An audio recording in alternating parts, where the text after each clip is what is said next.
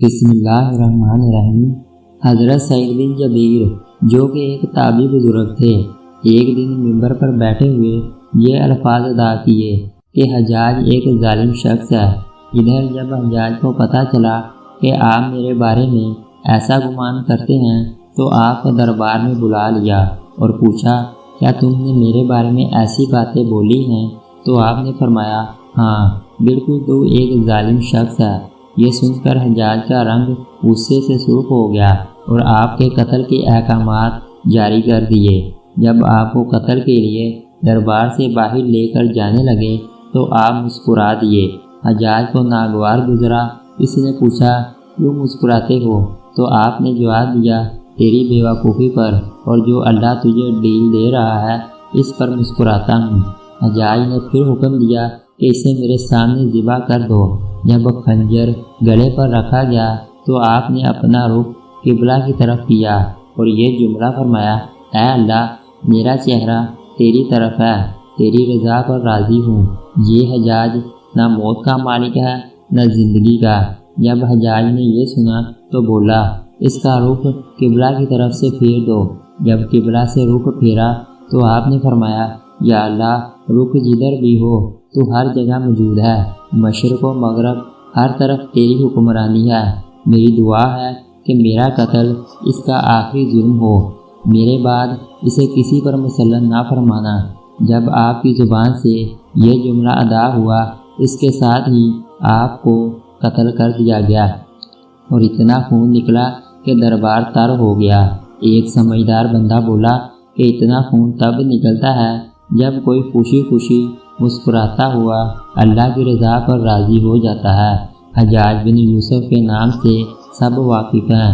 حجاج کو عبد الملک نے مکہ، مدینہ، طائف اور یمن کا نائب مقرر کیا تھا اور اپنے بھائی بشر کی موت کے بعد اسے عراق بھیج دیا، جہاں سے وہ کوفہ میں داخل ہوا۔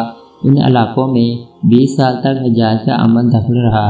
اس نے کوفے میں بیٹھ کر زبردست فتوحات حاصل کی۔ اس کے دور میں مسلمان مجاہدین چین تک پہنچ گئے تھے۔ حجاج بن یوسف نے ہی قرآن پاک پر اعراب لگوائے۔ اللہ تعالیٰ نے اسے بڑی فصاحت و بلاغت اور شجاعت سے نوازا تھا۔ حجاج حافظ قرآن تھا، شراب نوشی اور بدکاری سے بچتا تھا۔ وہ جہاد کا دہنی اور فتوحات کا حریص تھا، مگر اس کی تمام اچھائیوں پر اس کی ایک برائی نے پردہ ڈال دیا تھا، اور وہ برائی کیا تھی؟ ظلم۔ حجاج بہت ظالم تھا۔ اس نے اپنی زندگی میں ایک خونخوار درندے کا روپ دھار رکھا تھا۔ ایک طرف موسیٰ بن نصیر اور محمد بن قاسم کفار کی گردنیں اڑا رہے تھے، اور دوسری طرف وہ خود اللہ کے بندوں، اولیاء اور علماء کے خون سے ہولی کھیل رہا تھا۔ حجاج نے 1,20,000 انسانوں کو قتل کیا ہے۔ اس کے جیل خانوں میں ایک دن میں 80,000 قیدی ایک وقت میں ہوتے، جن میں سے 30,000 عورتیں تھیں۔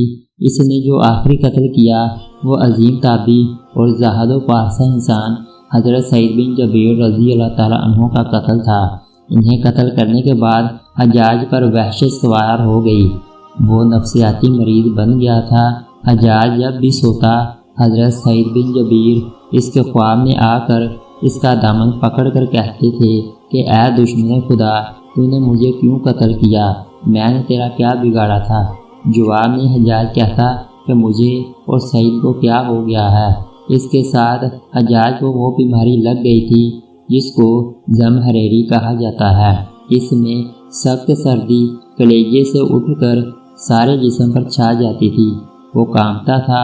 آگ سے بھری انگیٹھیاں اس کے پاس لائی جاتی تھیں اور اس قدر قریب رکھ دی جاتی تھی کہ اس کی کھال جل جاتی تھی، مگر اسے احساس نہیں ہوتا تھا۔ حکیموں کو دکھانے پر انہوں نے بتایا کہ پیٹ میں سرطان ہے۔ ایک طبیب نے گوشت کا ٹکڑا لیا اور اسے دھاگے کے ساتھ باندھ کر حجاج کے حلق میں اتار دیا۔ تھوڑی دیر بعد دھاگے کو کھینچا تو اس گوشت کے ٹکڑے کے ساتھ بہت عجیب نسل کے کیڑے چمٹے ہوئے تھے، اور اتنی بدبو تھی جو پورے 1 میل مربع کے فاصلے پر پھیل گئی۔ درباری اٹھ کر بھاگ گئے۔ حکیم بھی بھاگنے لگا۔ حجاج بولا تو کدھر جاتا ہے؟ علاج تو کر۔ حکیم بولا تیری زمینی نہیں بیماری، اللہ سے پناہ مانگ۔ حجاج جب مادی تدبیروں سے مایوس ہو گیا تو اس نے حضرت حسن بصری رحمۃ اللہ علیہ کو بلوایا اور دعا کی درخواست کی۔